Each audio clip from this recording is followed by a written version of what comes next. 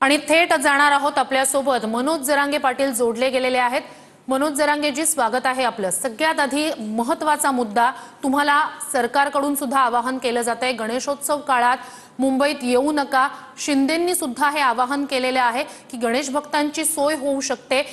मुख्यमंत्र्यांनी सुद्धा असं म्हटलेलं आहे की सणांच्या काळात अशा प्रकारे विघ्न येऊ नये आणि शांततेच्या मार्गाने आंदोलन करत असेल तर हरकत नाहीये, मात्र अशा प्रकारे सण उत्सवाच्या काळात कुठलाही खोडा येऊ नये।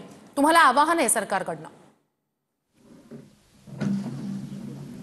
त्यांनी सांगितलंय शांततेत आंदोलन करायचं, आम्ही शांततेतच येणार आहेत, शांततेत आंदोलन करणार आहेत। त्याची काही अडचण नाही, आम्ही शांततेत येणार आहेत, शांततेत करणार आहेत। आम्ही सुद्धा गणेश भक्त आहेत, आम्ही सुद्धा हिंदूचे आहेत।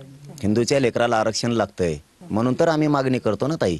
आम्ही कशाला मागणी करतोय? 2 महिने झालं मुख्यमंत्री साहेबांनी सांगितलेलं का आम्हाला मुंबईला यायचं नाहीये, आम्हाला 26 ऑगस्टच्या आत अंमलबजावणी द्या मागण्यांची, हे आम्ही जाहीरपणानं सांगितलेलं आहे। आणि 4 महिने झालं ताई ही तारीख डिक्लेअर केलेली, केलं नाही जाणून बुजून।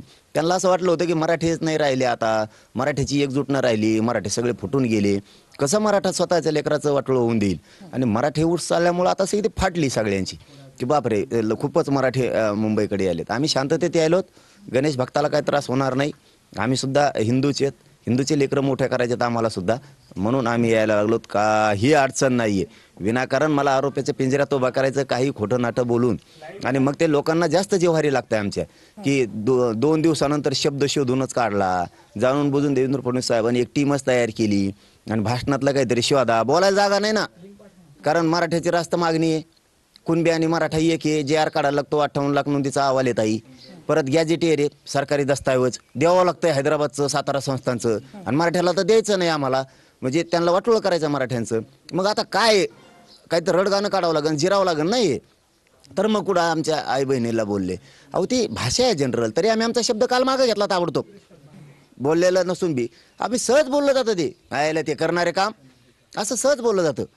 मग काय ती शी नसती, आणि तुम्ही राज्याचे प्रमुख आहे, तुमची आई सुद्धा राज्याची प्रमुख आहे, तुमच्या आईत आणि आमच्या आईत फरक नाही, ते राज्याचे प्रमुख आहेत आणि राज्याचे लेकर आहेत। आम्ही एखादा अर्धा शब्द ग्रामीण भागातला खेड्यातल्या पोराचा गेला म्हणून त्याच्याहून एवढं आरोपीच्या पिंजऱ्यात उभा करायचं आणि द्यायचं जीवावर आलंय आरक्षण, म्हणून हे असले काहीतरी उकरून काढायचं, हे मराठ्याच्या लक्षात आलं। मराठी रात्रीपासून आता इतक्या गाड्या वाढल्यात ना, एक